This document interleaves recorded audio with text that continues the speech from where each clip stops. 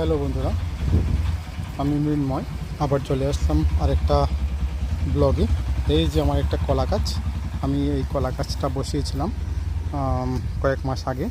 তো বসানোর পরে গরু খেয়ে ফেলেছে, অনেকবার খেয়ে ফেলেছে। গরুটা খেয়ে খেয়ে গাছটা একদম মেরেই ফেলেছিল। সবশেষে আমি গাছের গোড়াতে সার দিয়ে, খোল, সার, গোবর, মাটি দিয়ে দিয়েছি। মাটি দেওয়ার পরে গাছটা এখন দেখুন কত সুন্দর হয়েছে।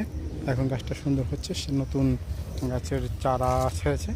ও দুটো দুটো গাছের বাচ্চা, এই একটা বাচ্চা, এই আরেকটা বাচ্চা।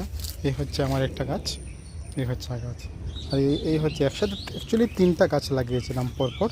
এই তিনটা গাছের মধ্যে এই আরেকটা গাছ। এই গাছটা একদম প্রায় গরু মেরেই ফেলেছে, 3 থেকে 4 বার খেয়ে ফেলেছিল, একদম মাটির সাথে লাগিয়ে দিয়েছিল।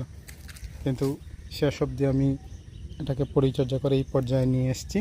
এই যে এটারও চারা বেরোচ্ছে, দুটো চারা ছোটো ছোটো, এই যে